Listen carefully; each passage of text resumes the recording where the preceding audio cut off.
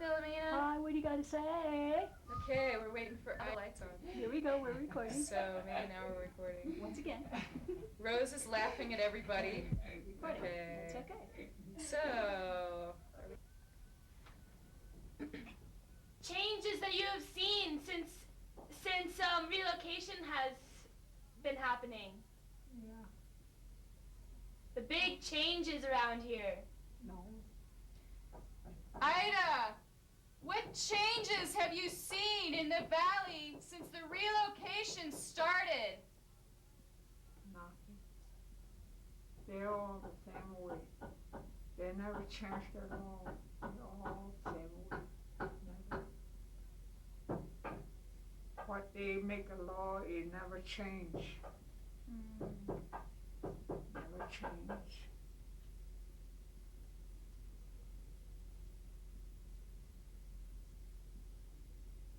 Yes, sir. What? I am. I'm Mrs. Clinton. This is my daughter. I've been living here for all my life. Well, me, I'm still living here. So, ever since relocation started in 1974, all these people have signed up for relocation. They move out everywhere, town or out of Sander, and some of them they move to one of their family. The one that move out to town, like Flagstaff, Winslow, Gallup, or any places, Phoenix, all these people that move out. After a few years, 3 or 2 years, they have a hard time to pay for their land, houses, everything, and they have no job, and they have sold their houses back, and they came back to their mother's home. That's the way the BIAs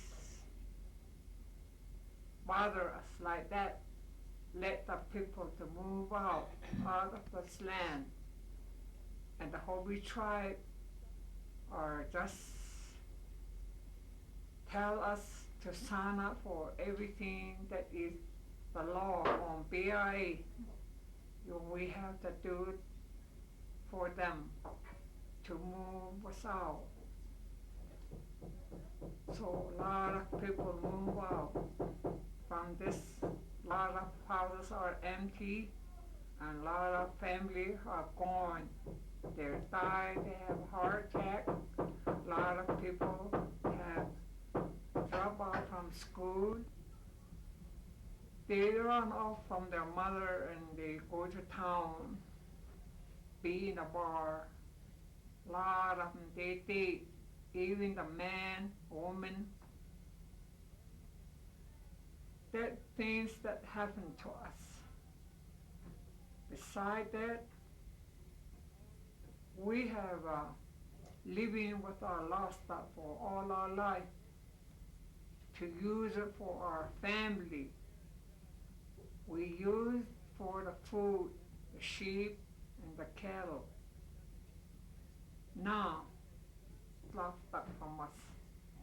Some of them have nothing. Some have only 10, 5, 15, that's all. Not over great. Me, I'm here. I only have 5 sheep and 2 horses. That's all. They gave it to me. I asked them I could have more, and they say no to me. I have that much for all my life. I have whole family. I have 7 kids and the grandkids. I'm going to 2 generations now. I'm a grandma. So how could we help the kids They don't give him home to my house. He stay here. That's the way they treat us. We're just suffering from everything that's hurting us. So we're trying to be pleased to the Hopi tribe to stop everything, but they won't. They always say it's the BLA's law. That's why we're working for it. They don't trust us what we ask for, and they don't trust us what we need. We need help. They don't trust us. We had to go to the BLA office or Navajo tribe. If we need help, we ask the Hopi tribe, BLA and Navajo tribe. If they say no, they won't help us. So we give up to everything. So myself, I ask a lot of time I need help to fix my house. And they say they haven't decided to fix my house. And they told me that's because I didn't sign it for a lease. That's why they don't help me no more. So they told me I could decide it, and then I say, I don't know.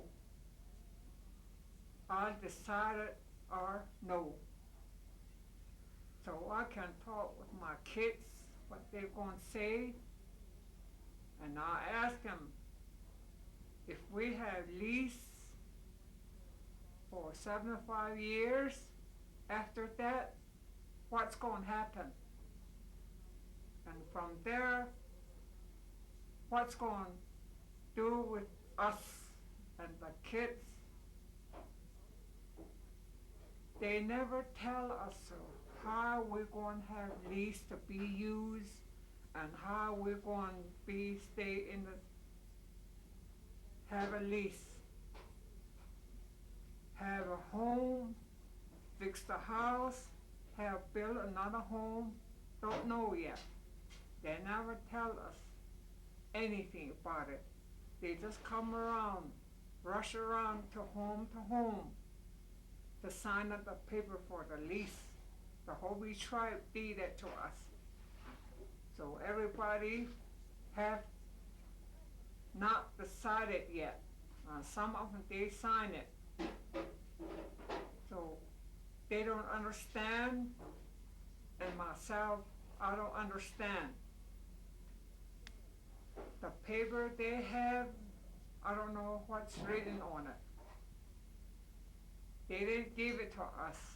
What it means and how to use it, maybe the kids can use, but we don't know. Myself, I don't understand. That's why I can't decide it. They never tell us about those home site lease to use it. There's a lot of things that never tell us. So now these days, from Flagstaff, they wrote me a letter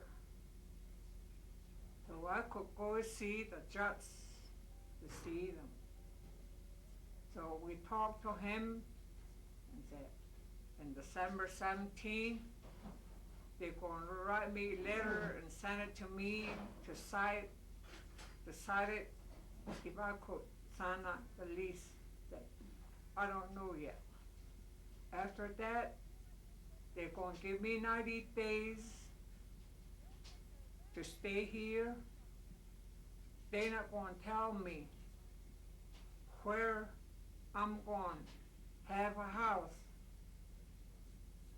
I'm not going to say here. I said, I like here. I couldn't say that. I couldn't say nothing but themselves. They just going to build a house. They just going to tell me to move out after the 17th of December for 90 days. So I asked him, I said, I don't like it. And then he said, it's me. I'm the one that is my law. I'm the one that is planning for the people to move out. That's what he said to me. We asked a lot of questions, and he just take off. We're trying to ask him a question, then he just take off. We don't know anything about it very well. So I want to know everything. So we just want out. All these relocation people, our own tribe, never girls and the boys that were in the office, they're against on us. I don't know whose kids are there. All these Navajo boys come around and say, I'm going to give you this paper. So they gave the paper to the person. Me, I don't understand anything about it. I told him that. I don't know what the paper say. And I don't know what he said to me because I don't hear and I don't read letters. I can't see no. So I don't understand, I told him. He didn't say nothing. And Rose, they're going to build a house by herself. And I asked him, if you build a house for her, she stay on the other side of me, who's going to take care of her? She don't understand anything about it. She don't take care of herself. She don't cook. I have to take care of her. When that happened, if she gets sick, who's going to help you? I told her, you? And then he didn't say nothing. And myself, who's going to take care of me? He didn't say nothing. And my son Jarl, he's going to have the other side of the house too. And over there at Sandra, the water that they using is something wrong with the water. Some people have a lot of sickness from it. And I told that I don't want to use that water. And then he said, that running water from there, we can build a house from 40 miles from that water. How can I get the water? He just can't tell us everything. No.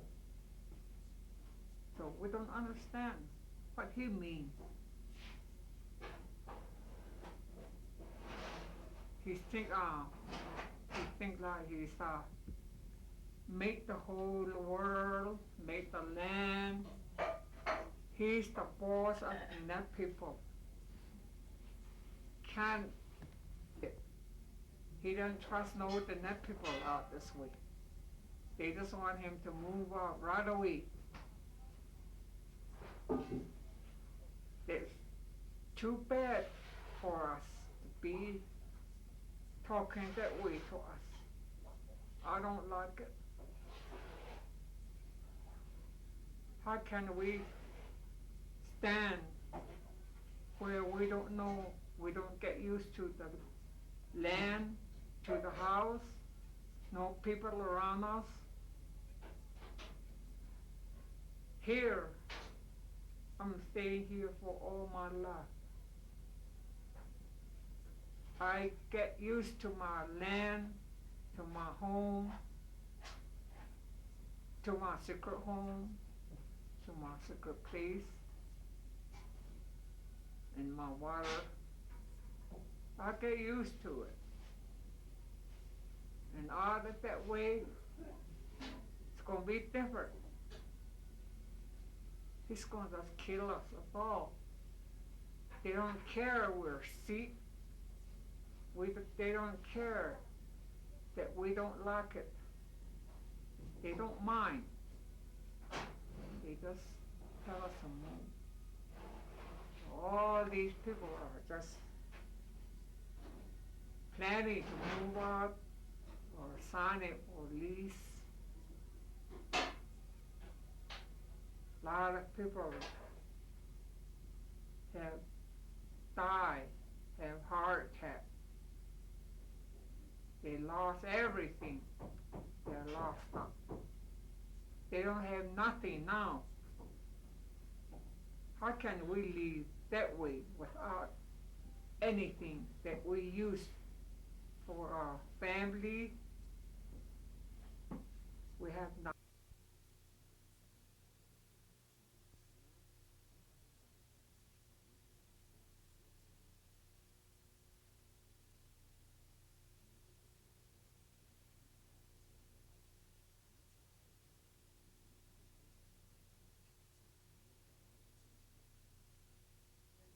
Roberta Blackboat, Janae Elder, Kaikatsumovi, Arizona, May 22nd, 1999. Okay. Genocide in the U.S. In a 25-year-long war which has to date cost the American taxpayer over $1 billion and taken the lives of thousands of people, over 10,000 hardworking, self-supporting people dependent on their land to sustain their flocks and gardens have been forcibly relocated into oblivion so that 2,000 cows belonging to a very few absentee owners may replace the human population. The 90-day eviction notices expired on April 25th, 1999. The U.S. government has funded the Navajo Hopi Relocation Commission until February 2000. Government agents have vowed that there will be a final solution before that date. At any time after the April date, women elders between 70 and 108 years of age will be physically overpowered if they don't get some outside help. Big Mountain Fact Sheet. Background. This systematic abuse began with the signing of a presidential order in 1882 by Chester A. Arthur.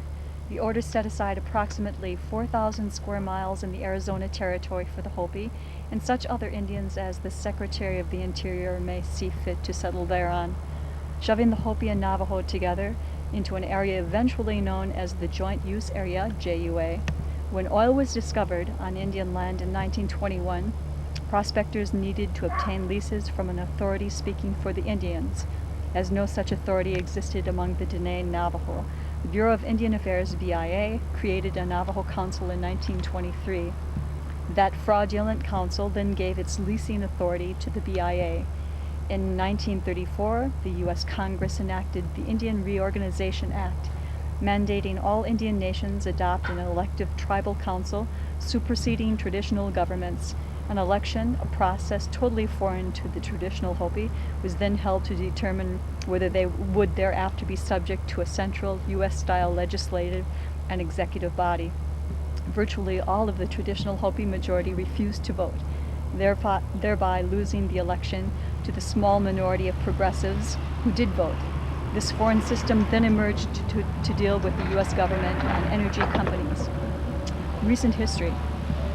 In 1949, Karamagi Corporation discovered uranium deposits in the area, and in 1951 began mining and milling operations.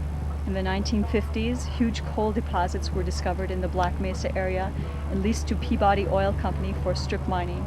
John Boyden, one of Peabody's lawyers, represented the Puppet Hopi Tribal Council. a clear conflict of interest. Large deposits of uranium, coal, oil, and natural gas have since been found within the JUA. Public Law 93/531 passed in 1974 required partition of 3,000 square miles of land and the removal of more than 10,000 Navajo people. Big Mountain is located in the center of the JUA, now redesignated as the Hopi Partition Lands, that's HPL. The people of Big Mountain trace their occupancy of the area back for centuries. The cleared lands are not only some of the most energy and mineral-rich lands in the world, but they are also crucial to the global climatological balance. Several studies have shown that these lands are essential in maintaining the world's electrical and magnetic balance, a main regulator of global weather patterns. The dispute between the Hopi and Navajo tribal councils is over income derived from mineral leases and U.S. aid. The Big Mountain Dene and traditional Hopi people do not recognize the authority of these councils and are united in their opposition to this development. Energy companies and bad legal advice. PL 93/531 was passed as the result of a campaign by special interest attorneys, some of whom were under contract both the Hopi Tribal Council and Peabody Coal Company, the largest leaseholder on reservations. The Hopi and Dene's difficulty is that they find themselves confronted with the seemingly insatiable U.S. energy needs. These needs are being met by the destruction of Indian religious freedom, land, graves, air, and water. In return, 1/3 of their homes have electricity. Royalties paid for the coal mined on their lands are as low as 15 cents a ton and no higher than 37.5 cents a ton, cheaper than a bottle of soda pop. Resistors receive none of this money accepted by the tribal governments on their behalf. Even today, there is no legal redress of grievances offered to the Dene. Radiation, danger, and water sources. With few exceptions, uranium is located on the remaining land base of indigenous people, and they are consequently suffering the effects of radiation.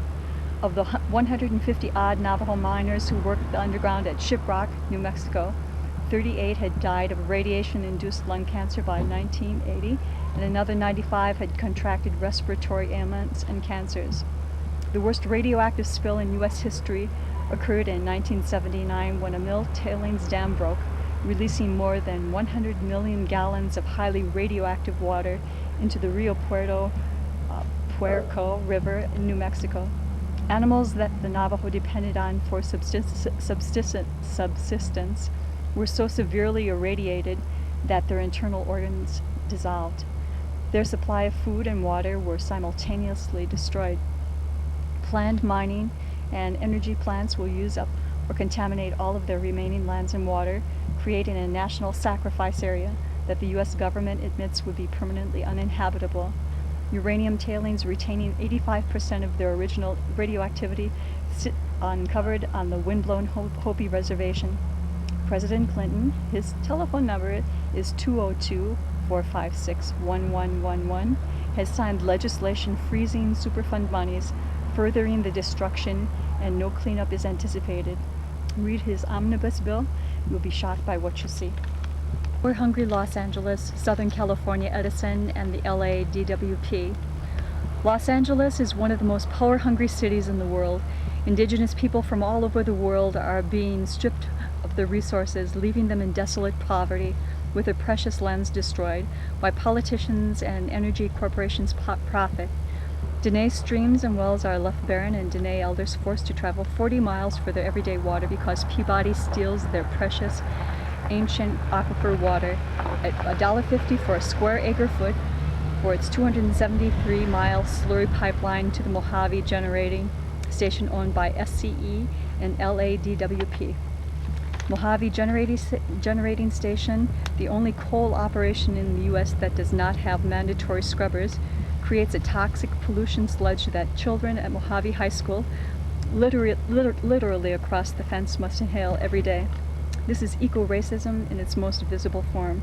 The U.S. was targeted in a recent report on religious intolerance by UN Special Rapporteur for violating the religious freedoms of Native American people, specifically the Hopi and Dene of the Black Mesa.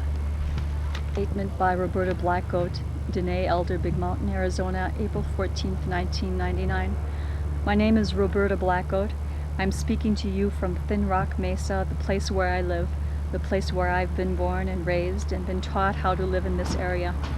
For 25 years I have been dealing with the government, trying to move me off of my ancestral lands.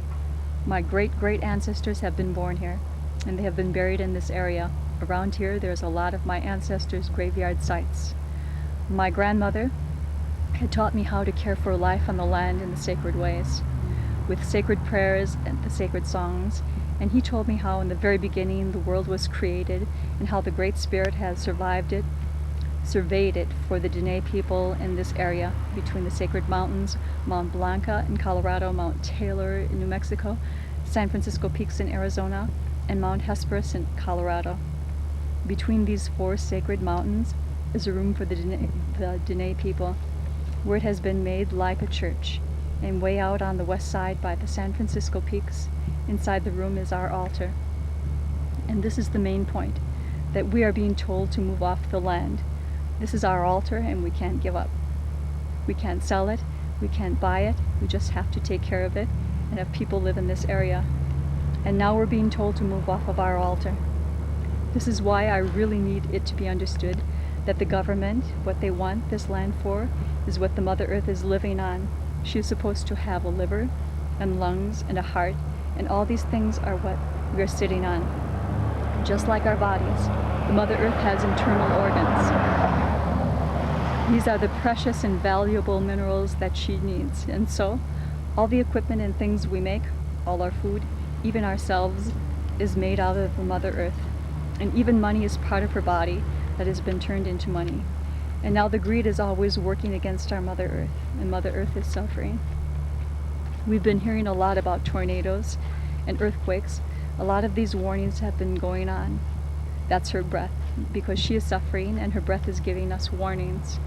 These are the main things that we need to have understood, that the people need to be allowed to live in the way that they have been all their lives. Please, I am wanting to have this understood by writing letters to the congressional leaders, the Bureau of Indian Affairs, and all these people to know we have a pain feeling for our Mother Earth. She is getting more surgery and no patch to it. It's just when a human being has surgery and something is patched, but I don't believe Mother Earth has any patches. They just keep on killing her more and more. I believe more understanding is needed in this way. I am just needing this to be heard. I'm not begging for money or anything, but I am really hanging on to the world of my Dene people and every living thing. There is a great loss on the mountains. The wildlife people are living there, and the people that fly, they live in the trees. And they are all losing their homes, and the food and the wildlife, the 4-legged people, and even the water. The people that live in the water are struggling with all the pollution, and the sickness and the spirit of the water, and also all the human beings. Us Indians, all the different tribes, they are all facing the same struggles with their land and their food. They are suffering also. Not just the Navajos are suffering, it's all Indians living in this Indian country are suffering. I do hope to be having a great help from all of you people who are aware by having you write to the President Clinton and also Senator McLean and Bruce Babbitt. Please have them have their hearts to be touched. I have heard of the white man's story, how the Creator made the first man, and he saw that he was lonely, and so he created a woman for him. And he told them that all things that they would see were for them, but they must not eat the apple on the tree. So it is for the Dene people. The Creator has told us that we must look after the land in between the 4 sacred mountains. So write the politicians and tell them that if they want us Dene people to move off of our sacred lands, they should sue the Creator. I think this will be all, and thank you. For more information, please communicate directly with the people on the land. Roberta Blackgoat, P.O. Box 349, Kaikotsmovi, Arizona 86039. Just communicate directly with the people on the land. Roberta Blackgoat, P.O. Box 349, Kaikotsmovi, that's KYKOTSMOVI, Arizona 86039. Independent Dene Nation, Thin Rock Mesa, Roberta Blackgoat, Chairman.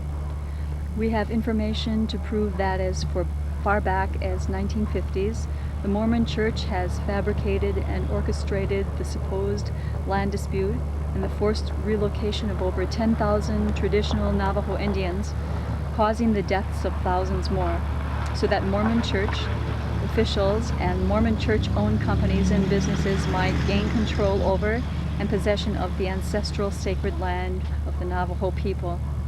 Here on Black Mesa, they are developing the largest strip mine in the world, and if not stopped immediately, will destroy all this land, which the Creator meant for us to care for forever. In the process, they have spent over $1 billion of U.S. government funds, and they have subverted some of the highest offices of the United States government. The U.S. government has funded the Relocation Commission only until February next. At any time between now and that date, women elders between 70 and 104 years of age will be physically overpowered if they don't get immediate help. Government agents have vowed that there will be a final solution before that date.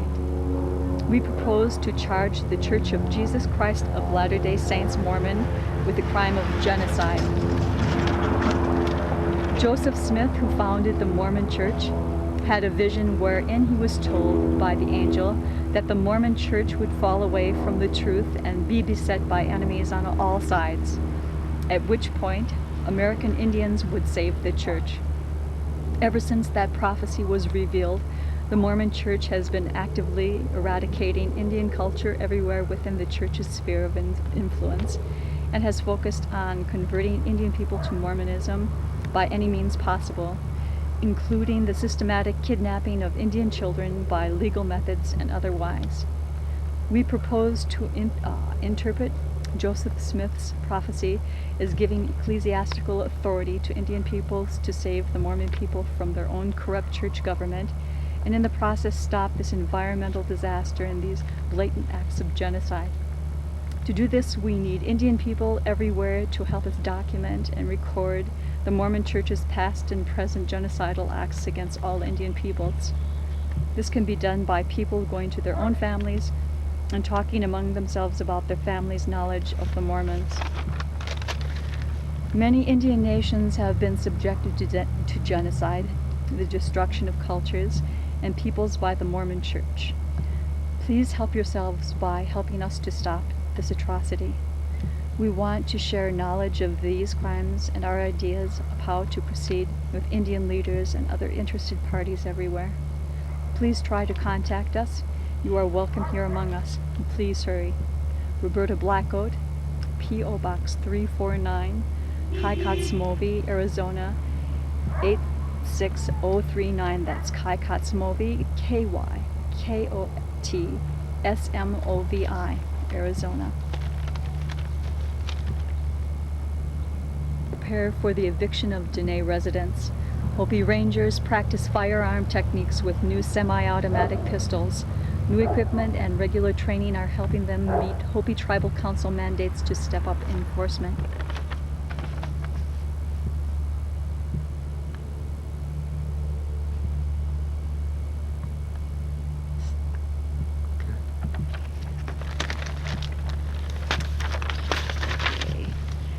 An open letter to the management and employees of Hopi BIA Range Management Department, Keams Canyon, to whom it may concern.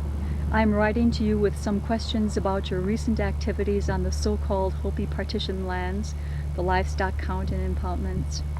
I am sending copies of this letter to the local press and posting it on the internet, as I believe the current Department of Interior BIA corruption scandal makes your activities of concern to the tax-paying American public, and also because when questioned face-to-face, you have a tendency to arrest the questioner.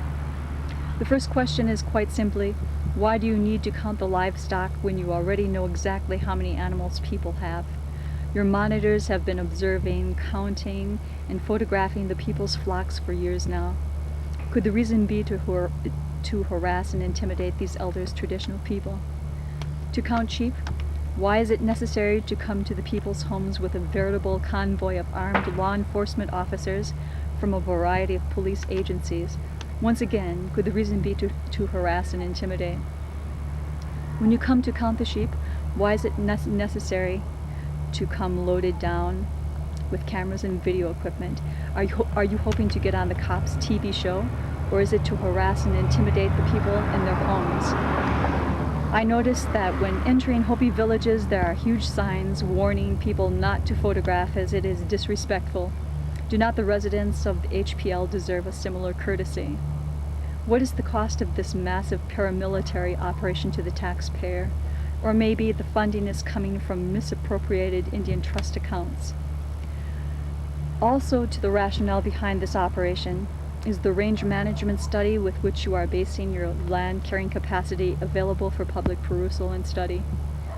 Would you be prepared to have an independent range management study conducted by an outside agency to verify that your study is not based toward your own desired results? While I admit that I am not a scientist, I have traveled over areas of the HPL where no stock has been grazed for many years, and I can see no discernible difference between that land and the land where the residents are grazing their flocks. However, across the fence on land that the Hopi tribe is grazing cattle, the difference is immediately obvious. Several visiting stockmen from off the reservation have expressed amazement at the limits you are trying to impose on these people. Are you ashamed of what you are doing? If not, then why don't you be honest about your aims? Last century, when the U.S. government ordered the extermination of the buffalo, they did not hide behind the excuse of range management. They simply told the truth, that it was to starve the Indians into submission. To the people on the HPL and to their many visitors, you are appearing to behave like terrorist thugs. Hopefully we are mistaken.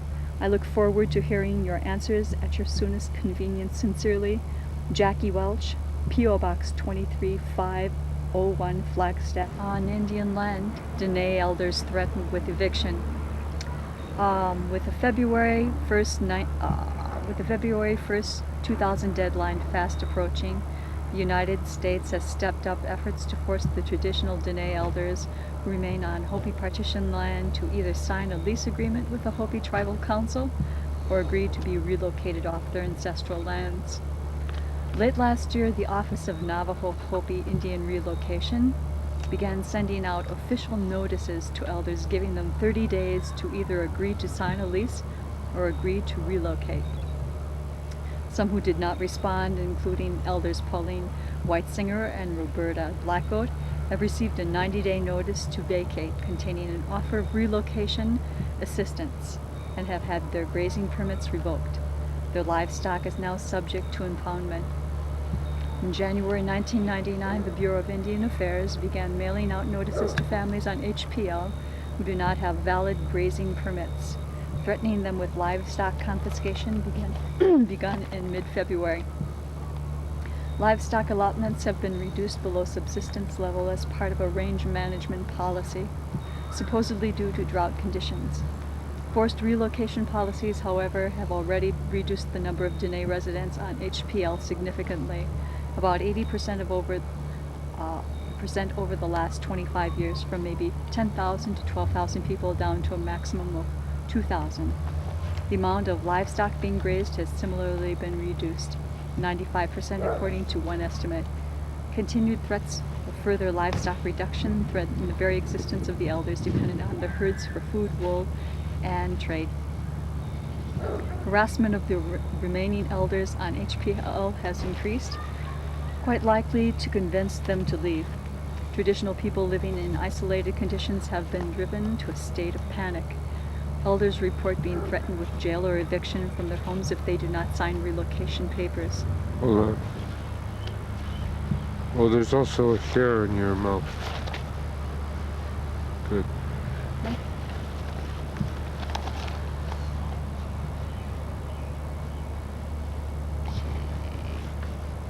The amount of livestock being grazed has similarly been reduced 95% according to one estimate. Continued threats of further livestock reduction threaten the very existence of the elders dependent on their herds for food, wool, and trade. Harassment of the remaining elders on HPL has increased, quite likely to convince them to leave. Traditional people living in isolated conditions have been driven to a state of panic. Elders report being threatened with jail or eviction from their homes if they do not sign relocation papers. Armed men have been arriving at isolated hogans, intimidating elder residents. In addition to livestock being impounded on open range land, animals have been confiscated from corrals. Impoundment fees charged before livestock will be returned are exorbitant, sometimes more than it would be to cost to purchase an animal. On February 23rd, Sisters Anna and Ella Begay, elders living without electricity or running water, had livestock confiscated. Anna has signed an accommodation agreement with the Hopi tribe, but was not issued permits for her animals. While the sisters were away from home, Anna, attending a community meeting about the threatened livestock impoundments, BIA and police officers took from their corral 2 horses, their only means of transportation, and 3 donkeys, used to haul water and firewood and to plow their field. There were eyewitnesses to this illegal confiscation, but apparently BIA officials involved lied, claiming the animals were not taken from the corral. Anna and Ella have since recovered their livestock. The day before, Rena Babbitt Lane had her horse seized from her corral and was presented with a bill of over $800, the cost of impoundment. Gesundheit. Gesundheit. Okay, once again, the day before, Rena Babbitt Lane had her horse seized from her corral and was presented with a bill of over $800, the cost of impoundment according to the BIA. Her horse was ultimately returned to Anna at no cost. She calls the BIA's actions psychological warfare. In mid-March, Jesse and Ruby Biachetti were subjected to livestock impoundment. On the same day, the BIA conducted a livestock count at Mary Catherine Smith's. There were police cars, marked and unmarked, uniformed police and impoundment trailers. Mary Catherine says the BIA were armed and overstaffed for my non-violent and gentle spirit. Zoni Whitehair, whose husband died last December, is threatened with the loss of her whole herd of sheep, 200 head. She says if she loses her herd, she will soon follow her husband. Roberta Blackgoat, another elder threatened with the loss of her entire herd, says of this BIA policy, this is not range management, it's murder. Pauline Whitesinger and other elders will not give in to BIA intrusions into their land, and Pauline states, my feelings at this point are tremendously great with anxiety. If the time comes when they drag me from this beloved Kea, I will not allow myself to be placed among those relatives who have been relocated. That will make me feel as a conquered being, and to be completely subjected to the laws of the District of Columbia. I say no. If I am to be confined, let me be detained within the facilities of the BIA jails. Perhaps there I will feel there was a purpose for my detention, and it is because I or we have fought hard to uphold the supreme laws of the Creator. We might be old, but our vows and obligations of the sacred ways is to protect the placements of the offerings, the ancient chants and sacrifices at all the shared sacred shrines upon which Great Big Mountain surrounds Great Big Mountain. We will not move, because we have to sustain the rules of the sacred rainbow that encircles us. Another resisting elder, Mary T. Begay, says, our way of life is our religion and our teaching. If we are relocated by force, we will die slowly. The people would not be in balance with Mother Earth and the Sky Father and the spiritual people. In every way, here we are connected to the land. We belong here. Report issued by Rapporteur on Religious Intolerance. The United Nations Special Rapporteur on Religious Intolerance visited the United States in January and February 1998, in part due to requests from Dene elders threatened with removal from their land and loss of access to and destruction of their sacred sites on Hopi partition land. Sadly, the visit by Abdel Fattah Amor has not produced much to help the Dene elders who are scheduled to be removed from their homes by the next year. Amor does, however, recognize the necessity to maintain integrity of and access to sacred sites for the continued existence of Native religion. In his report, Amor writes, it was explained to the Special Rapporteur that it must be clearly understood that the continuation and preservation of traditional Native American religion is ensured only through the performance of ceremonies and rites by tribal members. These ceremonies and rites are often performed at specific sites. There may be no alternative places of worship since these ceremonies must be performed at certain places and times to be effective. The special rapporteur's discussion of U.S. law and religious freedom concludes, however, consequently there are no enforceable safeguards for worship at sacred sites, he also wrote. Furthermore, the adoption of neutral laws of general applicability enables economic projects to be undertaken on sacred sites, which is tantamount to profaning them or destroying them. Amor considers the forced removal of the Dene from Hopi partition land as a consequence of the intertribal dispute rather than collusion between the U.S. government and big business, Peabody Coal in this instance, to extract as many resources as possible from Indian lands, making as much money as they can, ignoring impacts on the indigenous people living on the land. He refers to the complex and sensitive situation resulting from the Relocation Act 25 U.S.C. following a land dispute between two Native American tribes, the Navajos and the Hopis. The special rapporteur makes no recommendation to cite the United States for religious intolerance in the case of Dene relocation or in any of the other cases he mentioned in his report. Results of the special rapporteur's investigation of religious intolerance in the U.S. will be presented to the United Nations in Geneva. It has been in meetings held mid-April 1999. Some of the Dene elders are attending these meetings, and maybe they can convince the United Nations to take some kind of action which will protect the right of the Dene to continue living on their traditional homeland. Ongoing resistance.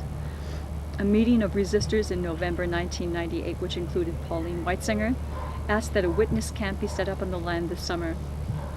It will be an educational and work camp with preparatory workshops held beginning in mid-April in Northern California, Olympia, Washington, and possibly in Oregon if there is an interest. People are needed to stay at the camp and also to work with elders herding sheep, hauling water, etc.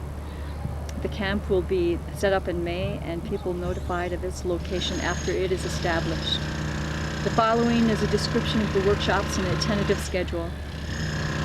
Workshop toward unity and solidarity to participate in nonviolent Big Mountain Witness Camp to stop further mining exploitation of Indian land, human rights violations, and forced removal of Dene people, with Bahe Katane and Arlene Hamilton of Sovereign Dene Nation and Weeding for Freedom Foundation. Three-hour workshop. Orientation to being at Big Mountain, cultural sensitivity training, support work training. If you wish to go to Black Mesa and assist a Dene family with sheep herding, etc., you can also contact the Indigenous Support Coalition of Oregon. Okay, you're on. Hopi Tribe uses royalty bonus for education endowment fund. Kaikatsmovi, Arizona.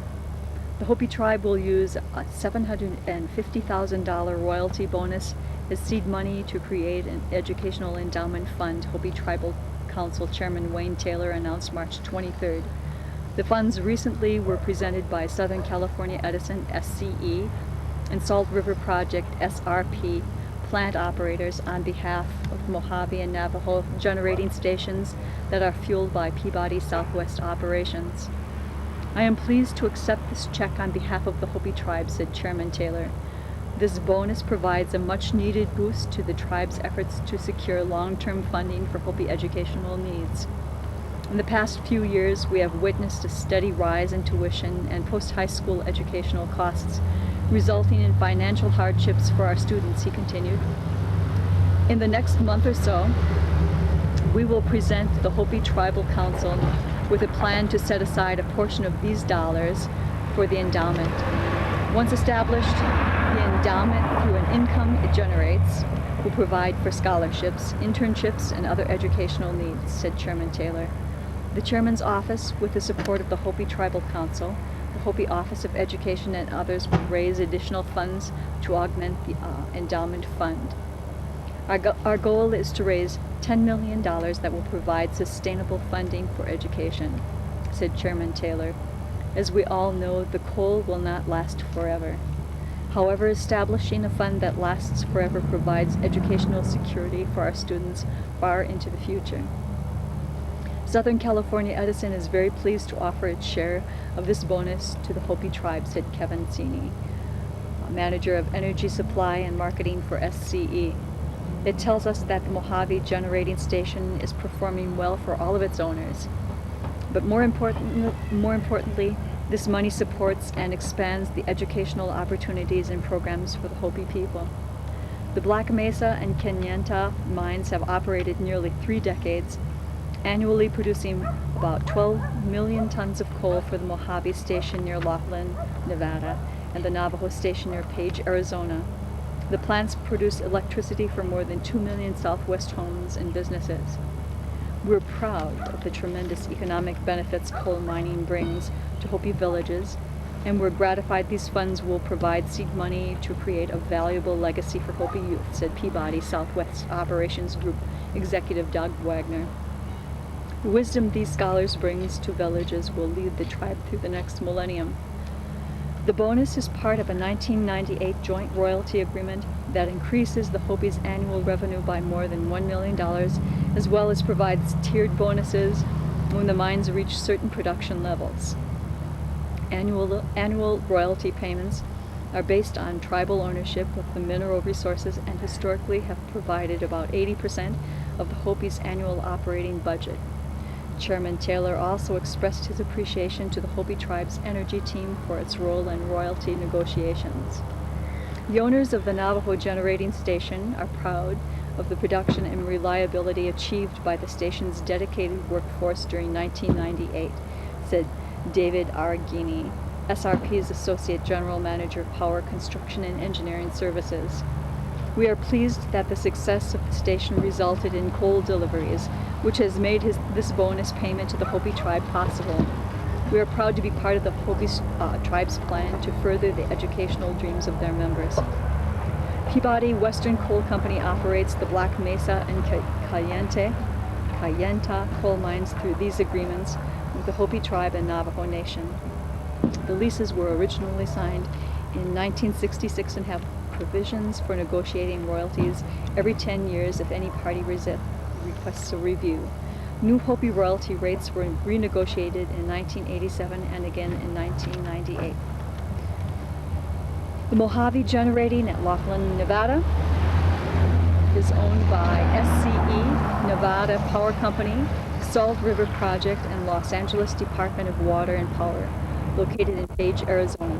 The Navajo Generating Station is owned by SRP, the Los Angeles Department of Water and Power, Arizona Public Service Company, Nevada Power Company, Tucson Electric Power, and the U.S. Bureau of Reclamation.